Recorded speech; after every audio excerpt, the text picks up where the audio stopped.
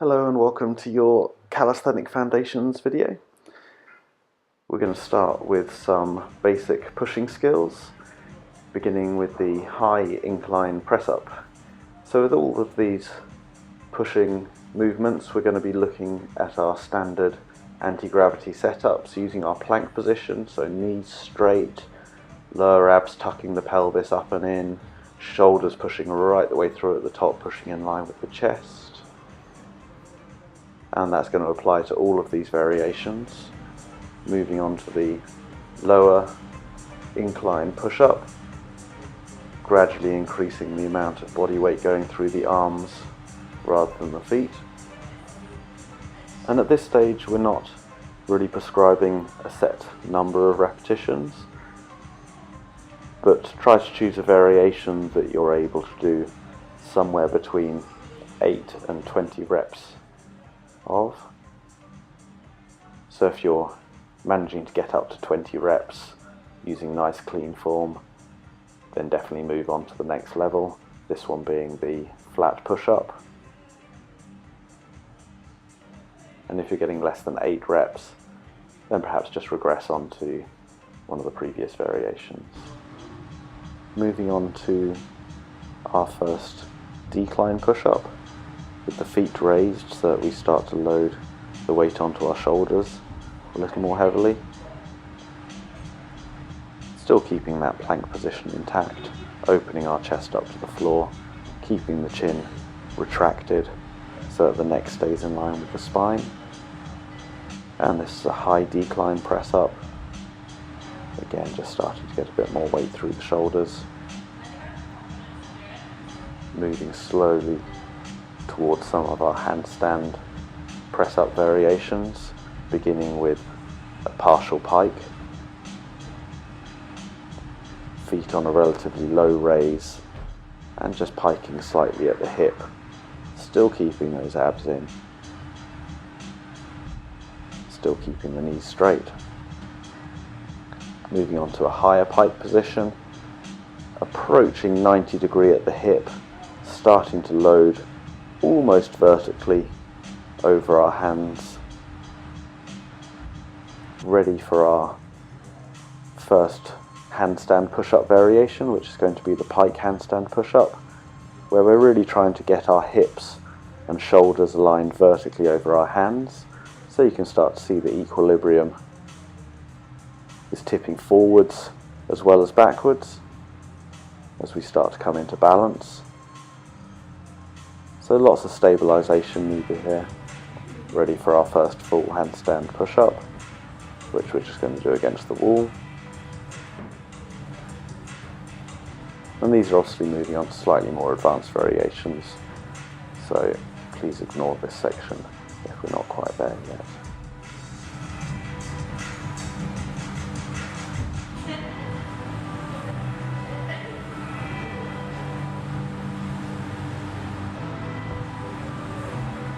Our final pushing exercise in this series is going to be the dip. Making sure that we really press right out of the top through elbows and shoulders and open the chest and shoulders as we come down, and this can be done with a band for assistance if we're not quite getting into that 8 to 20 rep bracket without it. Moving on to our pulling series, we're going to start with a high incline pull. So lots of body weight still on the feet, so that the arms aren't being loaded too heavily at this stage. Keeping the body like a plank and really trying to open that chest through at the top, squeezing shoulder blades together and squeezing biceps to close the elbows. And if we're getting 20 reps or so on that, we can move on to the lower incline position. Much more body weight starting to come through the arms as the body gets more horizontal. Next up, we've got our vertical pull variations, starting with a wide grip pull-up, gripping the bar well outside of shoulder width. And with all of these pulling actions, we're really looking to begin by retracting those shoulder blades down and into the middle of the back, and then connect that into the pull of the arm, squeezing biceps and shoulder blades to close the chest high onto the bar at the top. And if we're getting around the 10 rep mark, then we can start to progress these onto either a lighter assistance band or no band. Really focusing on keeping the abs, tucking the pelvis up at the front, legs staying straight and together, and squeezing for height at the top through both arms and shoulders. Moving on to a shoulder width variation, a little easier than the wide grip, but all the same principles applying. Tight in the core, elbows pulling back behind the ribs to really maximize height at the top, squeezing biceps and shoulders. And again, all these variations can be done with the relevant thickness of band to get you into that rep range, looking for around 6 to 10 or 6 to 12 on these. Underarm grips, focusing a little more on the biceps here, but still important to engage shoulder blades into back before each rep. A slightly easier variation than the previous two. And that concludes our pulling exercises. Next up, a couple of foundational straight arm strength and core exercises, beginning with a bent knee L-sit and planche. Lifting the knees as high up to the chest as you can, really engaging lower abs and hip flexors, whilst continuously pushing vertically down through the floor, raising the hips as far to the front and as far to the back as possible, but keeping constantly in a tight tucked shape.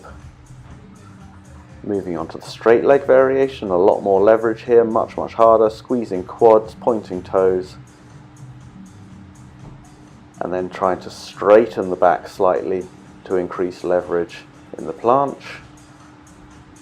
And you can go higher as and when you're ready. Just finishing here with two squat variations, starting with our side to side squats. Really trying to flare the bent knee outwards and sit vertically down onto the squatting heel, staying inside of that heel. Take your time with these, no need to go as fast as I seem to be going in this video. Just smooth and slow, finding the path that allows you to sit as deep as possible, keeping the straight leg nice and strong, pointing the toes,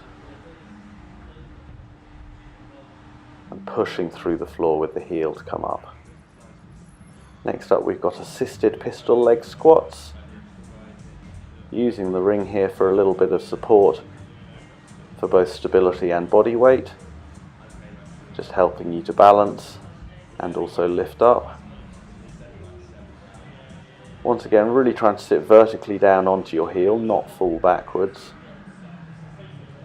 and the other leg working hard in its L-sit position through hip flexor and quad.